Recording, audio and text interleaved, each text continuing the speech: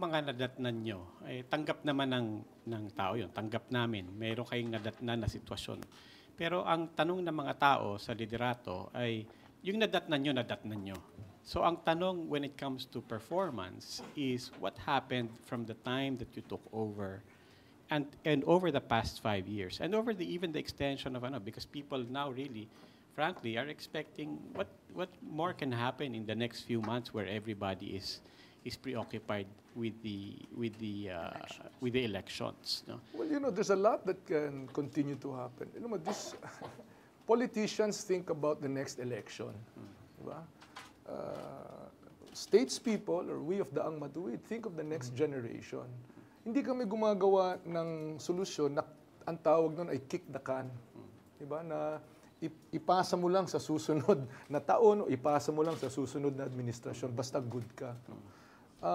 Marami nitong mga problemang ito ay natagalan ng solusyon dahil pangmatagalan, pangmahabaan, pangpermanente ang mga solusyon na ginawa natin. Halimbawa, ano ang nagawa? Siguro, kayo mismo, mga reporters ninyo, makakagawa ng mga istorya na nung nagsimula nung 2010 ng Daang Matuwid, ang suma total ng capital outlay ng ating buong pamahalaan ay nasa 170 bilyones. Ngayon, nasa 580 billion. Times 3. Di ba? Nakikita yan sa mga kalye, nakikita yan sa mga airport, nakikita yan sa mga ports na sabay-sabay ginagawa all over the country. No? Nakikita yan sa pagsara ng classroom shortage. Nung pumasok tayo, 66,800 ang kulang sa classroom sa ating bansa. Napunuan yung 66,000 na yan, naitayo lang 66,800 na yan, at nadagdagan ba by another 60,000. And by the end of the term of President Pinoy, tatama tayo sa 180,000 classrooms built over the last 5 years. More classrooms that has been built since 1986 to 2009.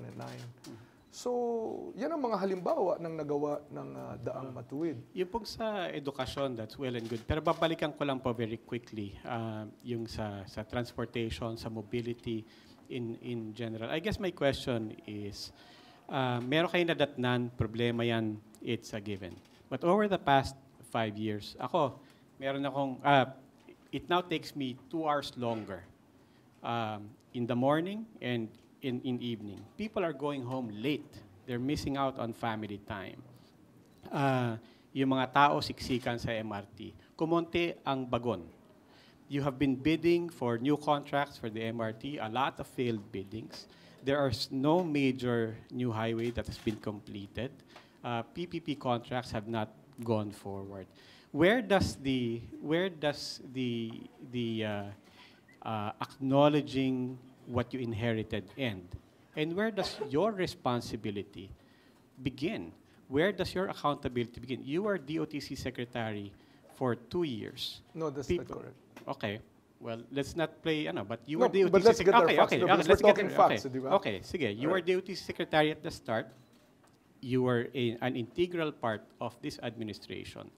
You are a direct stakeholder in Daang Matuwid and in the programs and the promises of this administration. Aren't you, beyond what you inherited, aren't you personally accountable for the state of transportation in the Philippines right now? We are always accountable. Nobody's denying accountability. We are always accountable for what we do, given the problems that we encounter. Diba? You talk about traffic. We sympathize. I mean, don't get us wrong. Nobody wants to be in traffic.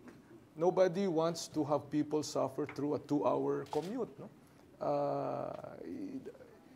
Apart from quality of life issues, apart from less time with the family, it really drops down productivity of people. They get to work tired.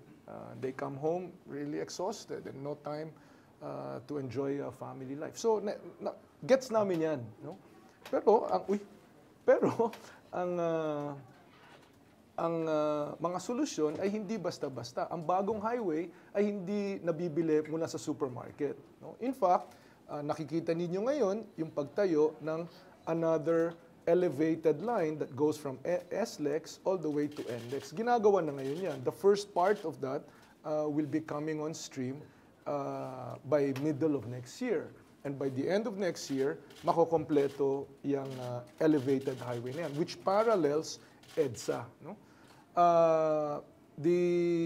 A third NLEX-SLEX connector is also being built starting from the north. Diba? Ginawa natin yan. Ako yung DOTC Secretary nung sinimulan yung mga projects na yan.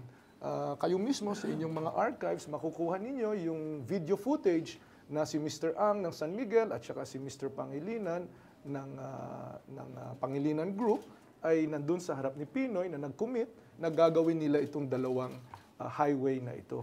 Pero hindi basta-bastang nagagawa yung mga highway na yan, di ba?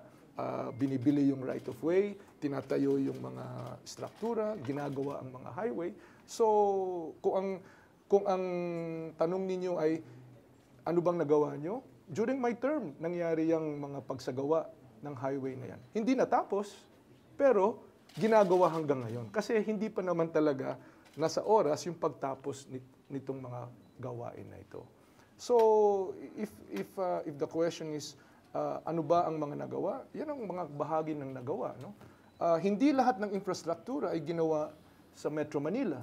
Maraming infrastruktura ang ginawa sa buong Pilipinas. Kaya sinabi ko nga, from 170 billion, naging 580 billion ang capital outlay sa buong bansa. Kasama na dyan yung paggawa ng mga classrooms, paggawa ng mga ports, airports. Sa mga airports lang natin, medyo magandang problema ito. Problema nga, pero maganda dahil katatapos lang ng mga airports, overcapacity na. Because nobody ever thought that there would be 50 million domestic flights in a year. No? Sa pag-design ng mga airports natin, yung normal growth ang inassume, kaya ganun kalaki yung mga terminal. Pero nakikita natin, nung natapos yung Cagayan de Oro Airport, at capacity na bigla. Natapos yung Bacolod, ngayon, pa-expansion na. Yung sa Cebu, ganun din. Kaya nasimulan yung pag-bid ng paggawa ng bagong terminal doon sa Cebu. So, these are the kinds of things that are not off the shelf. Hindi ito nabibili parang kape na sa fast food. Infrastructure requires massive capital and engineering solutions na hindi basta-basta nangyayari. Pero nasimulan yan, kaya nasabi ko, halimbawa, doon sa bagon ng MRT, ay parating na sila. Di ba? At darating ang araw na ginagamit na yan ng mga kababayan natin. Well, other questions? Martin.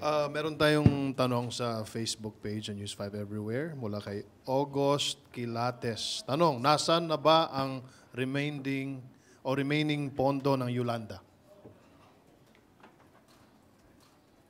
Ay palagay ko din nasa gobyerno. Or siguro ang tanong dyan ay nagagastos na ba o hindi. In general, palagay ko nagagastos. Masasagot ko yung 4 na bilyon na dumaan sa DILG, pinropose ng DILG, lahat yan ay nasa local government units na.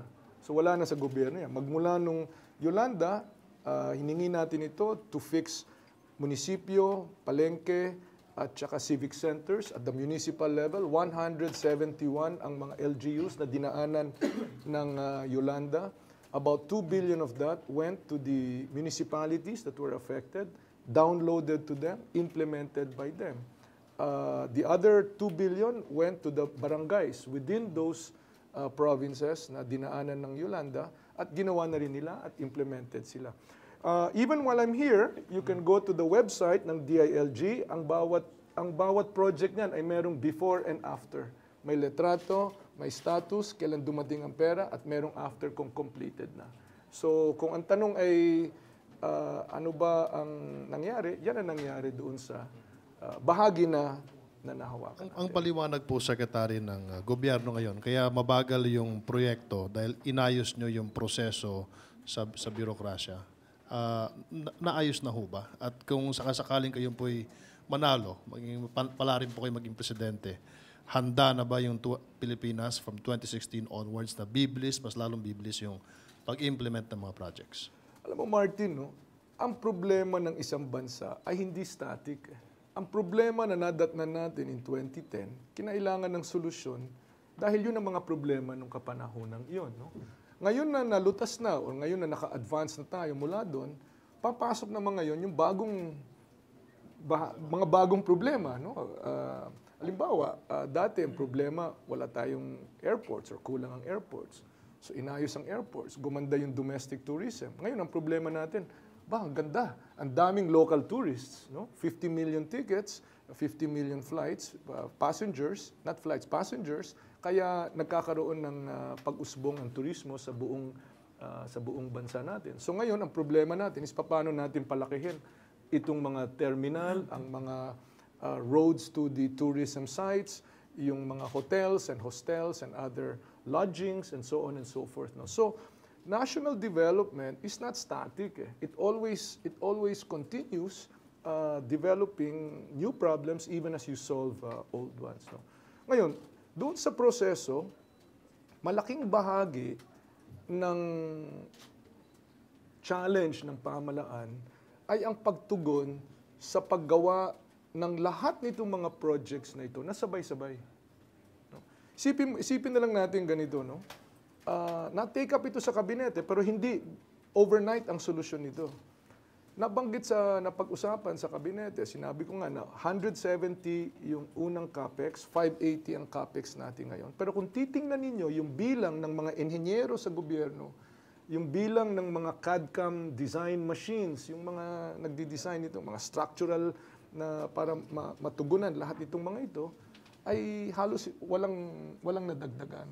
So it's a problem of absorptive capacity because we need to build up both the software and the hardware ng burokrasya para matugunan itong mga projects na ito. Nag-triple ang gagastusing capital outlay, pero yung mga bilang ng engineers, yung mga bilang ng mga marurunong na gumawa nitong mga disenyo na ito, lalo na at the local level, sa municipal at saka sa city and provincial level, ay hindi naman na dumami. No? So imagine, halimbawa, imagine Bohol. Bohol had an earthquake. They received 2 billion pesos to fix government infrastructure in Bohol na nasanhi ng earthquake. Pero ang bilang ng kanilang inhenyero ay yung limitado na yun lang. Di ba? So, ang paggawa ng program of work, ang pag-check na eto ba ay build back better, mas matibay ba ito, yung mga poste, mga biga, and so on and so forth, ay hindi rin ganun ka-overnight. Kasi hindi naman ito off-the-shelf na merong bagong plano ka agad na gagawin mo. No? Hindi ito cookie cutter. Ang bawat gusali ay madami dyan ay heritage, so hindi pwedeng basta-bastang palitan. At yung pagko-construct ay nangangailangan ng tamang plano, tamang program of work, tamang costing, tamang materials, and so on and so forth. So, yung kakayahan ng gobyerno na tugunan nito ay kakailanganin din na palakasin, palawakin, at paramihin. We have a question. May tanong ako, Secretary. Kinukulang ho ba ng strategic planning yung gobyerno in terms of tactics, let alone the timeline sa mga projects? Tulad ng sinabi ninyo, kulang ho ba yung 6 na taon doon sa administrasyon na mga proyekto ho na 50, so doon sa 59 projects, if I'm right, sa PPP, Private and Partner, Public and Private Partnerships, na kung saan siyam doon lang, 3 ang medyo ongoing, 6 na may problema ata sa mga kaso or nakatenga, pero the 50 hindi ho nagawa. Ano ho bang problema? Saan ang problema? Sa pribado o sa... Well, una, I'm not up to date on the numbers that you mentioned, but let's give that as a given for discussion purposes. No? Palagay ko yung sagot wala doon sa 6 na taon ng termino ng isang Pangulo. Ang sagot ay talaga nasa coherence ng public sector, ng pamahalaan. Bigyan kita ng halimbawa, no?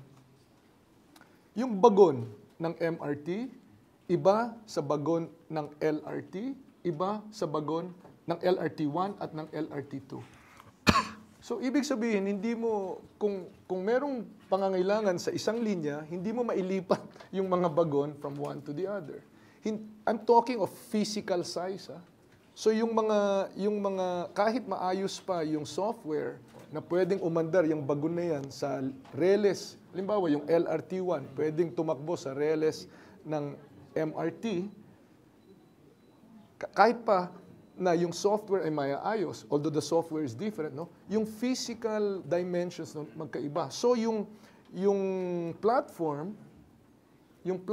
ay magiging malayo. 'Di ba? So these are the kinds of planning na nangyari nung nakaraang mga taon at dekada na ngayon ay nakikita natin ay problema dahil tinitingnan ito as standalone projects. As opposed to one coherent whole na dapat na merong koordinasyon. Follow-up sir, no? Is there any way that you can converge yung project noon ngayon and into one? Because you're moving forward the next, if you will be the president, paano nyo i-reconcile or ipagtagpi-tagpi ho yung mga, sasabi nyo nga, naiiba yung mga proyekto, yung mga nakaraan, tulad ng MRT, LRT. How can you converge all these, especially doon sa future na sinasabing, Well, if you're planning yung mga bagon papunta ng, let's say, Ilocos or kung saan-saan in preparation to that. So, paano nyo i-converge yung planning kung kayo maging presidente? Isang feature ito ng planning at ng pag-finance. Kasi ang financing is, halimbawa, nung nakaraan, no, LRT was a government project. No? Yung MRT ginawang private. Ito yung maanumalyang original sin na nababanggit ko, no. So sila ang nagdisenyo nung kanila, sila yung naglagay ng financing and so on and so forth, no. Ang problema dito ay tulad ng nasabi ko, hindi nga nagkaroon ng koordinasyon, iba ang specs, iba ang technical na dimensions nitong mga projects na ito. Halimbawa dito, balik lang tayo dun sa traffic sa EDSA, no. Nakikita ko isang malaking bahagi ng traffic sa EDSA ay yung sistema natin ng pag-privatize ng bus service. Diba? Halimbawa, dati, panahon ni Marcos, Love Bus. Diba? Isa lang ang may-ari. Love Bus. Okay. Kasi nakita naman natin yung korupsyon doon, sinabi natin, para mawala ang korupsyon, ibigay natin sa pribado. Okay, binigay sa pribado. Ang nangyari, kanya-kanyang may-ari ng PUS, kanya-kanyang habulan ngayon sa mga pasahero. Kinakain ngayon ng mga lane. Di ba? Wala akong alam na ibang modernong syudad sa buong mundo na hindi iisa ang operator ng bus system. Di ba? Bakit? Kasi kung iisa ang operator ng bus system, edi magkasunod yan, hindi kakain ng lane yan. Kasi whether ang pasahero ay sumakay dito o sumakay dito, iisang balance sheet o iisang profit and loss statement ang papasukan yan. Pangalawa, yung tsuper nito at yung tsuper nito ay nasisweldohan ng parehas. Fixed. Diba? May fixed wage. So, hindi sila kailangan na maghabulan, magpaligsahan para makuha yung susunod na pasahero. These are very common sense, very simple, straightforward solutions na magagawa natin sakaling pala rin tayo. No? Na kung saan yung congestion, yung waiting time at iba pa ay mababawasan na. Be sure to come back. News 5 everywhere. Copyright 2015.